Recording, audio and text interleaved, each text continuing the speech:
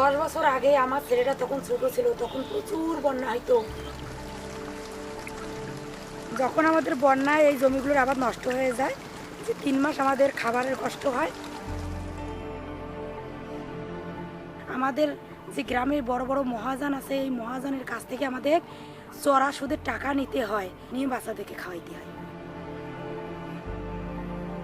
আর এই ঋণের ভোগ আমাদের সারা জীবনেই বইতে হইতো।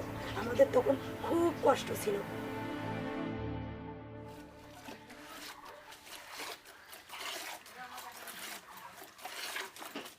সিড অক্সফার্ম রিকল প্রজেক্টের মাধ্যমে করার পর আমার 4টা গরু হয়েছে। এখন এই গরু থেকে আমি এখন দুধ বানাই এবং প্রতিদিন আমি দুধ বিক্রি করে টাকা উপার্জন করতেছি।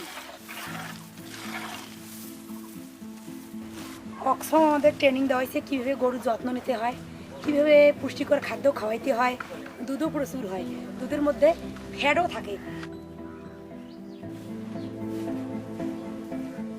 গাভী পালনের ট্রেনিং করা শিখেছে এবং এন্টারপ্রাইজের ট্রেনিং শিখেছে।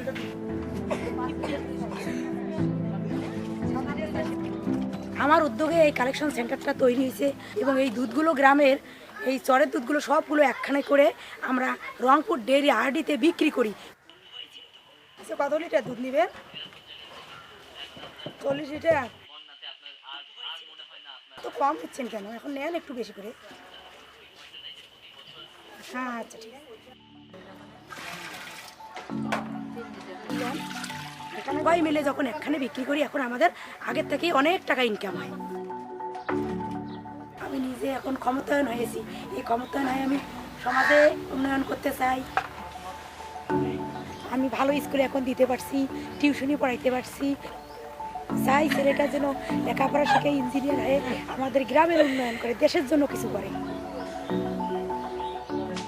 10 বছর আগে আমি শুধু গ্রামের নারীতে নারীই ছিলাম। আমি নিজে এখন ক্ষমতায়ন হয়েছি, এই জন্য আমি অক্সফার্মকে অশেষ অশেষ ধন্যবাদ জানাচ্ছি।